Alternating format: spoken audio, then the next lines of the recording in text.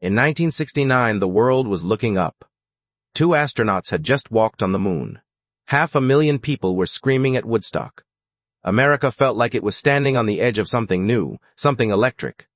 But in the small town of Tewksbury, Massachusetts, life moved at a different speed.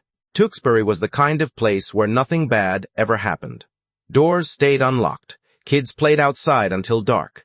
Everyone knew everyone's name. Parents didn't worry about where their children were because in Tewksbury, nothing bad ever happened. Until September 26, 1969, when a 15-year-old boy named John McCabe borrowed his father's aftershave, walked out his front door, and stepped into a nightmare that would destroy his family for the next 4 decades. To understand what was lost that night, you have to understand who John was. Bill McCabe was an engineer. His wife Evelyn worked at the school library. They had 3 kids. Debbie, who was 17, John, who was 15, and little Roberta, who was just 6. From the outside, they were the most ordinary family in the most ordinary town. But John was not ordinary. His sister Debbie still laughs about the day she opened her bedroom closet, and grasshoppers exploded out in every direction. John was standing around the corner, watching, waiting for exactly that reaction. His sister Roberta says his hands were always dirty. Not because he was careless, because he was always building something, fixing something, figuring something out. He worshipped his father, the engineer. He spent hours in the garage with tools he barely knew how to use, taking apart broken things just to see how they worked. He loved animals the way only certain kids do. One afternoon, Evelyn heard the front door open. She turned around and John was standing in the doorway holding a full-grown, injured Canadian goose. Just standing there, holding a goose. Looking at her like this was perfectly reasonable. He was noise and life and mess. He was the kind of kid whose absence you would feel in every single room. On September 26, 1969, John had one thing on his mind. There was a dance that Friday evening at the Knights of Columbus Hall. A school dance. Nothing extraordinary, unless you were 15 years old and had been looking forward to it all week. John spent the entire afternoon getting ready. He took a shower. He fixed his hair until it was exactly right. He put on his nicest clothes. And then he walked to his father's cabinet, picked up the aftershave and put it on. Even though he didn't have a single hair on his face to shave, he was 15. But tonight felt important. His mother Evelyn watched him walk out the front door. She had no idea she was watching him for the last time. The dance ended at 11 p.m. 11 o'clock came. She started watching the window. Midnight. No John. Something moved inside her, that thing that lives in the chest of every parent and activates before the brain can catch up. She grabbed her keys. She drove to the school. She rolled down her window in the dark and screamed his name into the empty streets. John. John. Nothing answered. She drove every route she could think of. She checked every corner. John was a prankster, yes, but he would never frighten his mother like this, not for hours, not without a word. She drove home. She got down on her knees, and she prayed through the entire night. The next morning, September 27, 1969, 3 young children were cutting through a vacant lot on Maple Street in Lowell, just 5 miles from Tewksbury, just an empty piece of land near the railroad tracks. They found a body, a teenage boy, face down in the dirt. He was bound in a way that defied humanity, a calculated, cruel mechanism where his own movements would work against him. Duct tape ensured he couldn't call for help. He wasn't just killed, he was left there, alone, in the dark. And his own desperate need to survive did the rest. His name was John Joseph McCabe, 15 years old. Police came to the McCabe house that morning. They took Bill to the basement, away from Evelyn, to tell him what they had found. But Evelyn pressed herself to the bathroom floor and put her ear against the vent. She heard everything. She lay there on that cold floor and listened to the police tell her husband that their son was dead, that his eyes had been taped shut, that his mouth had been taped shut, that he had been tied up and left in a field like he was nothing. She didn't move. She just lay there and cried. Bill drove to the morgue and identified the body of his 15-year-old son. He never talked about what that looked like. Some things a father cannot say out loud. 3 police departments launched a joint investigation that same morning. They combed that vacant lot and bagged what little evidence 1969 technology could process. They worked to reconstruct John's final hours piece by piece. And very quickly, they knew one thing for certain. This was not random. Within days, investigators had their eyes locked on specific suspects. Teenagers, from John's own town. They even had a description of the car that took him. So why did it take 43 years for handcuffs to finally click? Stay with me. Because the answer is one of the most maddening things you will ever hear. Two names were now in the police files, Michael Ferreira and Walter Shelley. But in 1969, a name without proof was just a ghost. The investigators who combed that vacant lot on Maple Street walked away with physical evidence. Rope, duct tape, John's clothing, his shoes, and something else, scrapings of an unidentified foreign material found directly on John's clothes. Something that transferred onto him, possibly from a car seat, possibly from another person. In the modern era of forensics, that material might have cracked the case open in a week. Today, DNA and advanced chemistry speak for the dead. But in 1969, it went into a plastic bag, into a file, and sat there for decades. Without DNA technology, without computer databases that didn't exist yet. That foreign material was just a mystery inside a bigger mystery. Physical evidence existed, but evidence without the tools to read it is just noise. A witness came forward and told investigators they had seen a car parked near the vacant lot on the night John was murdered. A maroon 1965 Chevy Impala. At the same time, a separate tip led police to a 16-year-old named Michael Ferreira and his friend Nancy Williams. They had picked John up while he was hitchhiking on his way to the dance. Ferreira told police that after dropping John at the dance, he went to meet his best friend, a 17-year-old named Walter Shelley, and the two of them took a drive to Lowell to get some beer. In Walter Shelley's car, a maroon 1965 Chevy Impala. The same make, the same model, the same color as the car, a witness had spotted near the crime scene. Police brought Walter Shelley in for questioning. He denied everything. They asked him to take a polygraph, a lie detector test. He failed. 5 times total, Walter Shelley sat in that chair and answered questions about the night John McCabe died. 5 times, the results came back the same. The examiner's conclusion was not ambiguous. Walter Shelley was lying in all vital areas of the questioning. But a failed polygraph is not evidence. It cannot be used in court. It cannot get you an arrest warrant.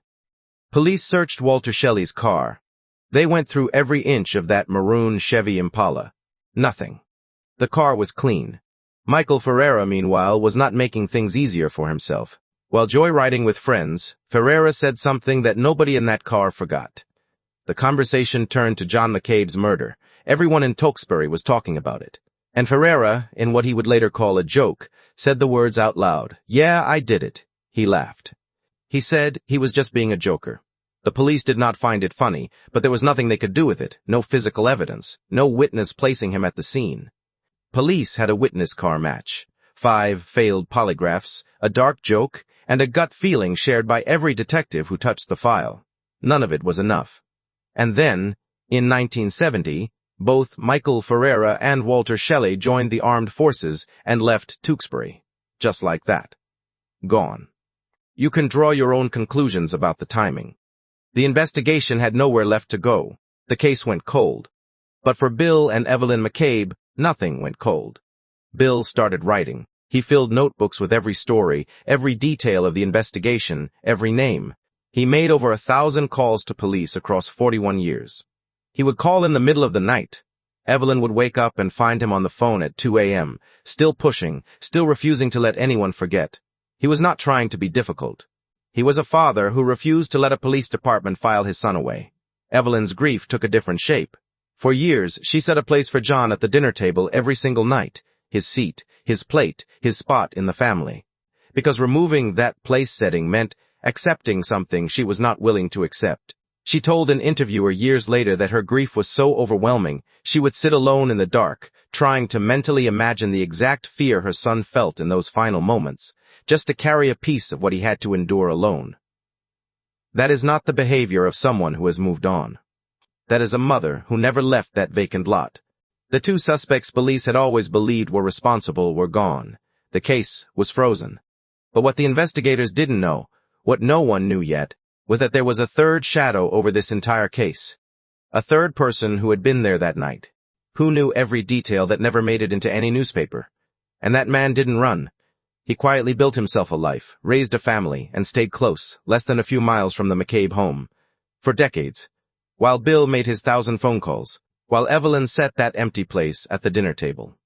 Until 31 years after the murder, at a backyard cookout, everything changed. 31 years later, at a backyard cookout, a drunk man said something he should have kept to himself. But first, you need to understand one man. Jack Ward had grown up in Tewksbury. He knew John McCabe the way kids in small towns know each other. And after John was murdered, Jack stayed close to Bill McCabe the way good people do when a family falls apart. Over the years, Bill would pull Jack aside, quietly. "Jackie, if you ever hear anything about John, you let me know. Keep your ears open." Jack always said he would, but years passed, then decades, and Jack never heard anything, until November of the year 2000. Picture a backyard cookout on a warm evening in Tewksbury. People from the old neighborhood, catching up, eating, drinking.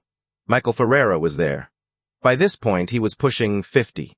He had moved to Salem, New Hampshire, married Nancy Williams, the same girl who had been in the car the night they gave John a ride to the dance. Jack Ward was also there. The afternoon passed. People ate, people drank. And then Michael Ferreira said something that stopped Jack Ward cold. He didn't whisper it. He didn't pull Jack aside.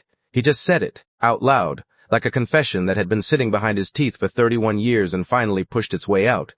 "I know who killed John McCabe." Jack didn't respond right away. Ferreira said it again. "I know who killed John." Jack finally asked, "Who?" "Walter," Ferreira said. "Walter Shelley, because of Marla. A name, a motive, a reason why a 15-year-old boy ended up hogtied and alone in a vacant field." Jack sat with that information for the rest of the evening. His mind was moving fast. Because going to Bill McCabe with the wrong information after 31 years was not something Jack was willing to do. As he said later, "You go knocking on somebody's door and say, 'Hey, I know who killed your son, you better have it right.'" But Jack did go. Because a promise is a promise. He sat Bill McCabe down and told him everything, every word. Bill's hands were shaking. He went and got his Bible. He opened it to the book of John, the Gospel of John, the very beginning, and he wrote the names down on that page. Walter Shelley, Michael Ferreira. And then he called the police. Now, here is where this story will make your blood boil. The police did not act on Bill's call. Not immediately. Not for months. Not for years. 3 full years passed. 3 years of Bill calling. 3 years of, "We're looking into it." A father had just handed investigators a potential confession, straight from the mouth of one of their original suspects, and the system took 3 years to follow up. Bill made his 1,000 calls. And the phone just kept ringing. It was 2003 before police finally showed up at Michael Ferreira's door in Salem, New Hampshire. Ferreira was 50 years old.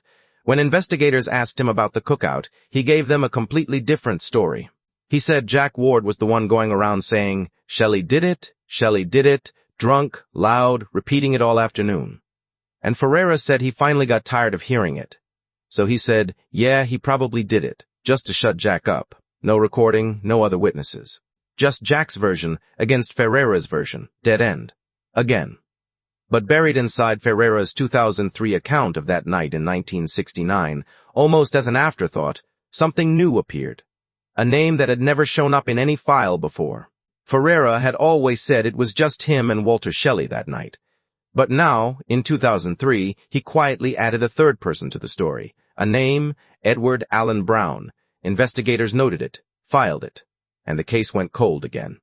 4 years later, in January 2007, a new Middlesex County District Attorney named Jerry Leone was sworn into office. Within weeks, the Lowell police brought him the McCabe file. Leone went through everything. And when he reached the 2003 interview, that name caught his eye immediately. Edward Allen Brown. 17 years old in 1969. Lived close to the McCabe house. Never interviewed, never questioned, never in a single police report from the original investigation. Leone flagged it.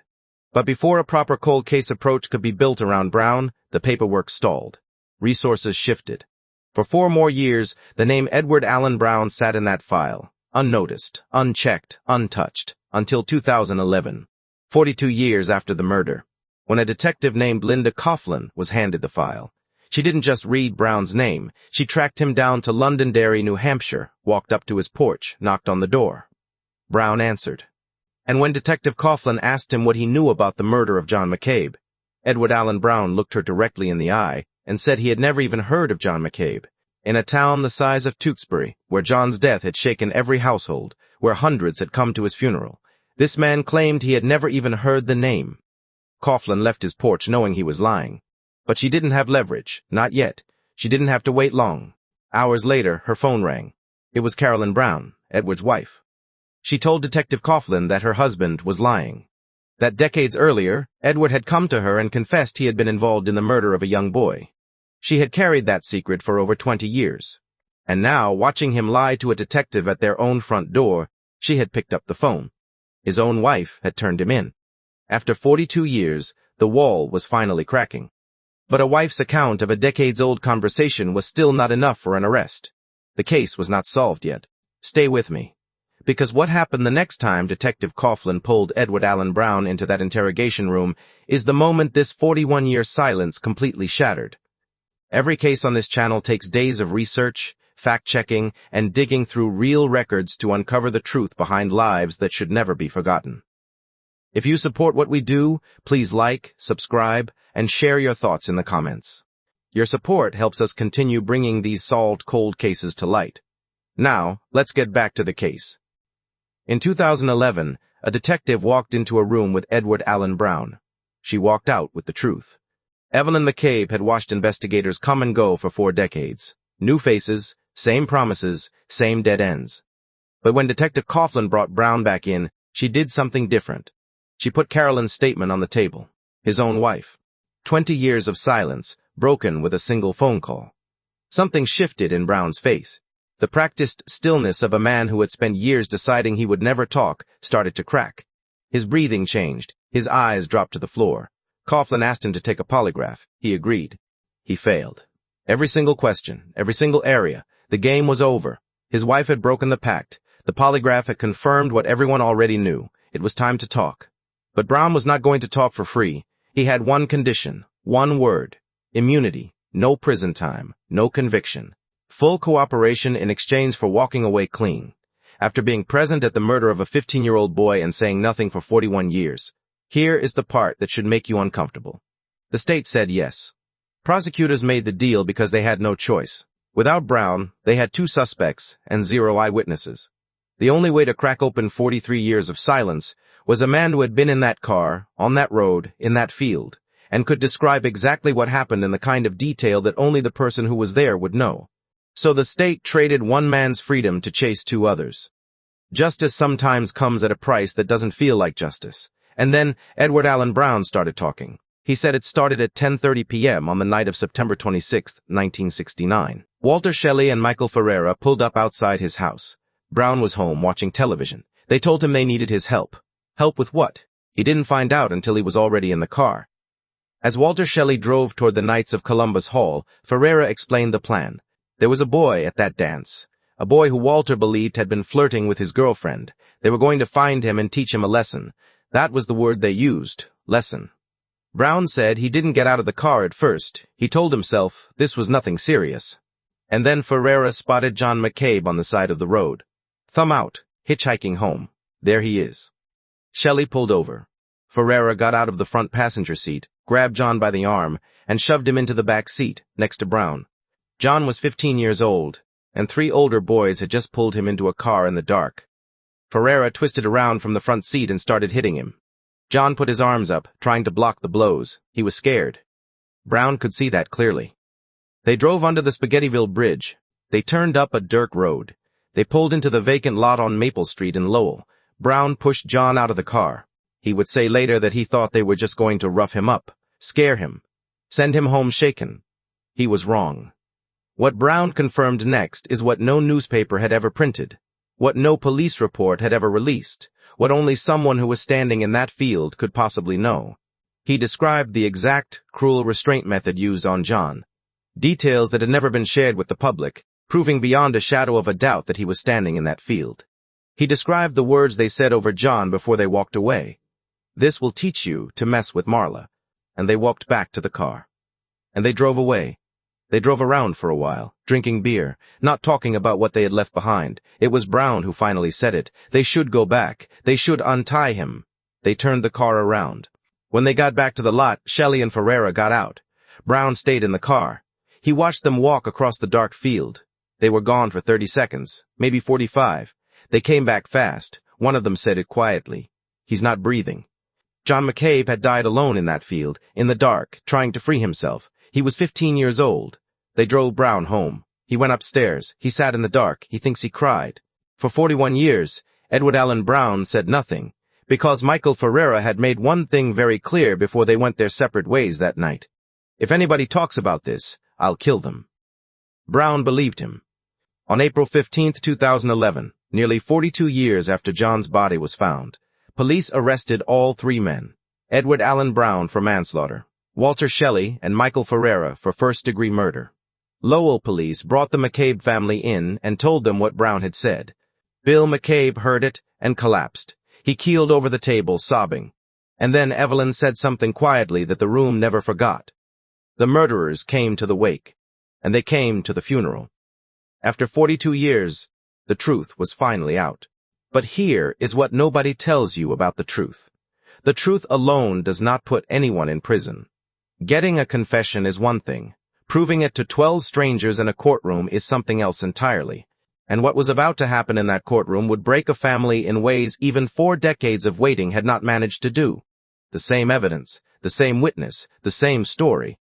And yet, one man walked free. January 2013, Lowell Superior Court. 43 years of waiting had come down to this room, this jury, these 12 strangers. Bill McCabe was 85 years old. His body was failing. The stress of 4 decades had left marks that doctors could measure. He was too fragile to sit in that courtroom, but he had made sure his voice would be heard. Before the trial began, Bill had recorded an official video deposition, a formal statement captured on camera for the court to use when the time came. When that recording played in the courtroom, the room went completely still. The prosecutor had asked him one question: how old was John at that day? And Bill McCabe answered the way only a father counts the days of a child he lost too soon. He was 15 years, 6 months, and 2 weeks. Not 15, not approximately 15, 15 years, 6 months, and 2 weeks.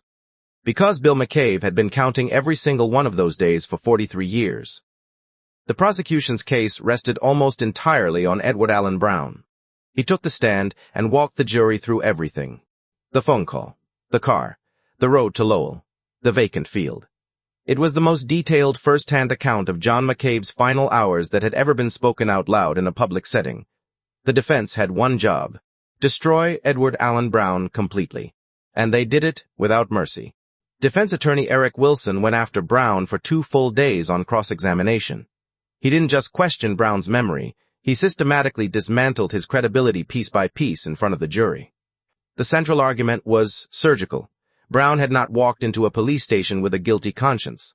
He had been interrogated by trained detectives, failed a polygraph, been threatened with spending the rest of his life in prison, and then offered a deal, no jail time, if he told prosecutors what they wanted to hear.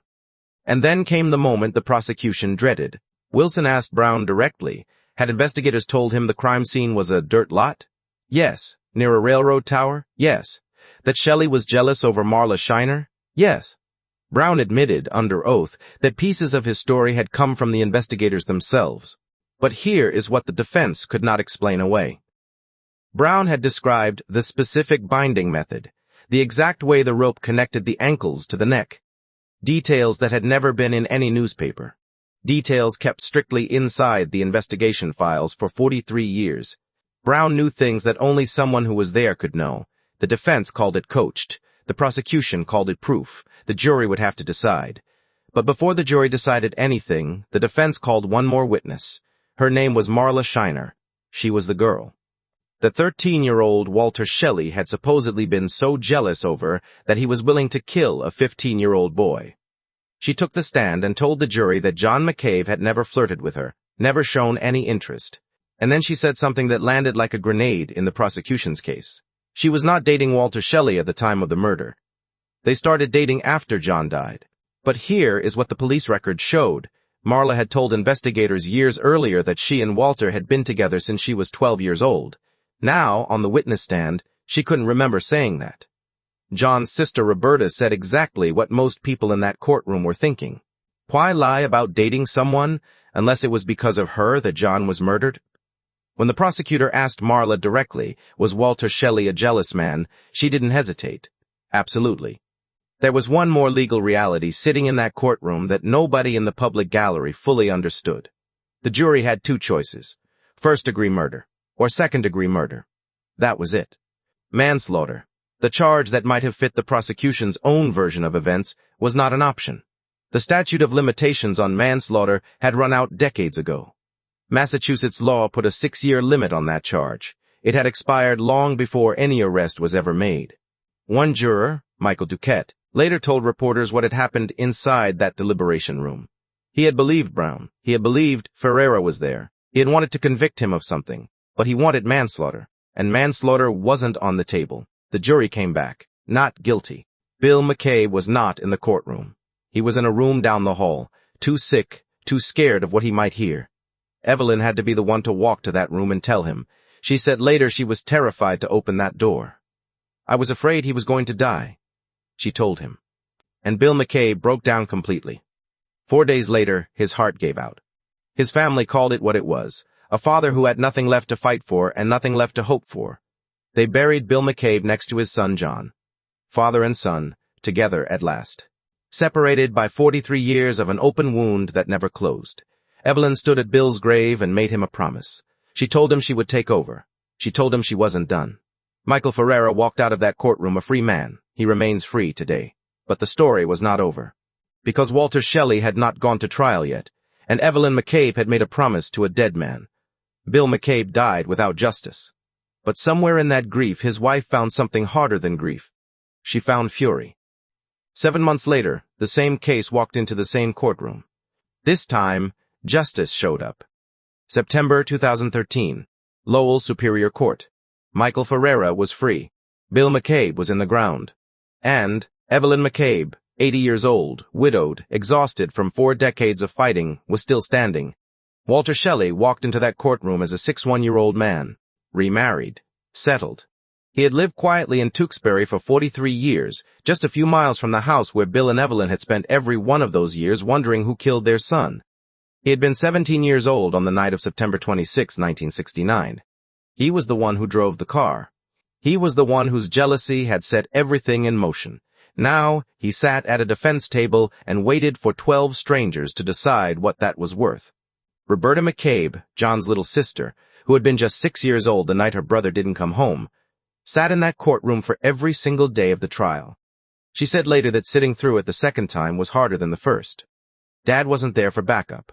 Evelyn could not bring herself to go inside. She sat outside the courtroom and waited, the same way she had waited by the window on the night of September 26, 1969.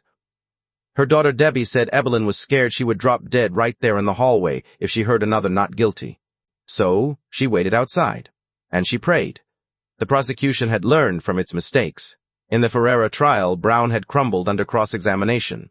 This time, prosecutors built their entire case around the one thing the defense could never fully explain. What Brown knew that he shouldn't have known. Brown took the stand again. And this time he was different. Calmer, more direct. When the defense came after him with the same arguments from 7 months earlier, he held his ground. He pointed at Walter Shelley and described exactly what Shelley had done in that field. The drive. The road. The rope. The words spoken over a 15-year-old boy lying face down in the dirt. The defense argued everything they had argued before. Brown was unreliable. Brown had a deal. Brown had reasons to lie. But this jury listened differently. The deliberations lasted 2 days. Evelyn sat outside. Roberta sat inside and held her breath. And then the jury came back. The room went completely silent. Guilty. Walter Shelley's knees buckled when he heard it. The man who had driven that car, who had lived freely for 43 years while a family fell apart. His legs gave out beneath him at the sound of a single word. Someone ran outside to tell Evelyn. Roberta McCabe sat in that courtroom and thought about Bill, about the notebooks, about the 1,000 phone calls, about the Bible with the names written in the book of John. "I thought my father would be proud," she said. "We got one of them." Walter Shelley was sentenced to life in prison on February 20th, 2014. But here is the part that never makes it into the headline. Walter Shelley was 17 years old when he murdered John McCabe. He spent his teens, his 20s, his 30s, his 40s, his 50s, all of it as a free man. He raised a family. He lived a life. The prison sentence he received in 2014 is real. But the decades he spent free, while the McCabes suffered every single day, cannot be given back. In 2016, a judge reduced his conviction from first-degree murder to second-degree murder because Walter Shelley was a juvenile when he committed the crime, and the law had changed regarding mandatory sentences for juveniles. He is now eligible for parole in 2029, when he will be 79 years old. John McCabe's family has vowed to oppose every single parole request he ever makes. Also in 2016, Evelyn McCabe passed away. She died knowing that one of the men responsible for her son's death was in prison. She died knowing that another walked free. She died with a wrongful death civil lawsuit still pending, a case her daughters Roberta and Debbie continued fighting on her behalf. She never stopped. Michael Ferreira, acquitted of murder, untouchable on that charge forever, eventually pleaded guilty to perjury in 2021, for lying under oath to a grand jury in 2008, for covering up a murder for over 40 years. His punishment, 5 years of probation. He did not spend a single day in prison. Edward Allen Brown also walks free today. 3 men were in that field on the night of September 26, 1969. 1 is in prison. 2 are free. Before Evelyn died, she went to the cemetery. She stood at the graves of her husband and her son, Bill and John McCabe, buried side by side, and she spoke to them both.